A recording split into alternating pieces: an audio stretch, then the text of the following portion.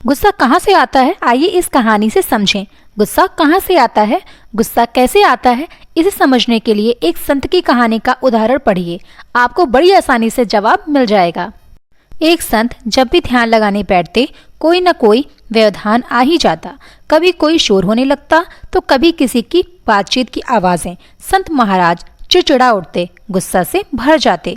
एक दिन उन्होंने निश्चय किया कि वो अपने मठ से दूर कहीं ध्यान लगाएंगे।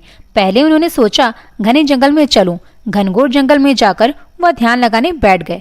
बड़ी शांति से वहां पर संत जी ध्यान की गहराइयों में उतरने ही वाले थे कि कोई पंछी बड़े जोर से आवाज करते हुए गुजरा। उसकी आवाज सुनकर बाकी पक्षी और जानवर भी कोलाहल करने लगे। संत जी के गुस्से का ठिकाना नहीं। बड़बड़ाते हुए संत महाराज उठ खड़े हुए और वहां से भी चल दिए। उन्होंने सोचा क्यों ना पानी में चले, वहां तो कोई व्यवधान न मिलेगा। ये विचार कर संत महाराज एक विशाल झील के पास पहुंचे। झील का पानी शांत और स्वच्छ था, बड़ा ही मनोरम लगता था। आशापूर्वक संत जी ने एक नाव खोली और खेते हुए झील के मध्य जा पहुंचे। वाकई यहाँ कोई शोर न सुनाई देता था। संत जी प्रसन्न हुए। वो नाव में ही आग बंद कर ध्यान लगाकर जम गए।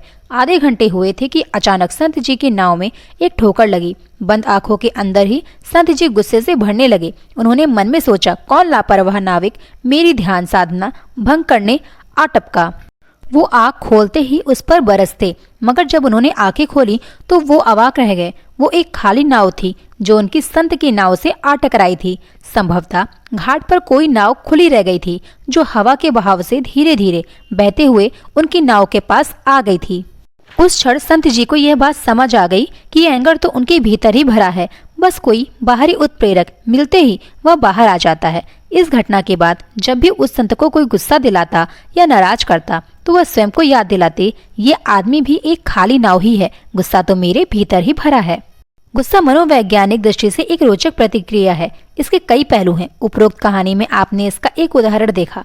इसी तरह गुस्से की एक खास बात यह है कि हमारा गुस्सा वहीं फटता है जहां हमें कोई भय नहीं होता। अब इस छोटी सी कहानी से कुछ बड़ी बातें समझें।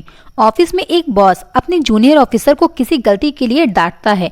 जूनियर ऑफिसर अपना गुस्सा बॉस पर तो निकाल नहीं सकता, उसकी भड़ास उसकी जूनियर कर्मचारी पर निकलती है। ये कर्मचारी भी मन ही मन गुस्से से भर जाता है, पर करे क्या, इसके नीचे काम करने वाला कोई वर्कर है ही नहीं। गुस्से से चिढ़े हुए ये महाशय शाम को अपने घर पहुंचते हैं। घर में बीवी की किसी छोटी सी बात पर इनका भरा गुस्सा फट पड़ता है और वे उसे खरी खोटी सुना देते हैं।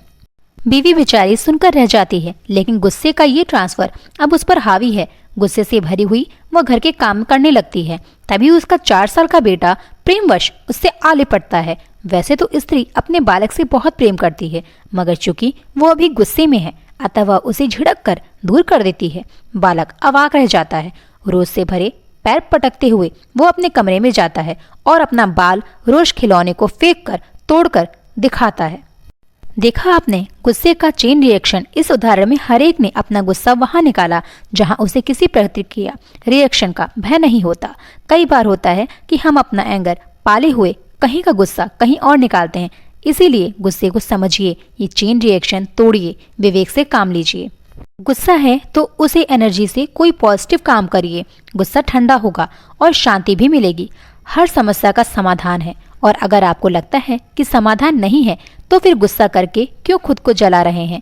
जिस बात पर आप लाल पीले होकर फुफकारने लगते हैं उसे कितने ही लोग शांति से हैंडल कर लेते हैं या अपनी रचनात्मक सोच से हल कर लेते हैं। गुस्से के मूल को समझिए और उसका इलाज करिए।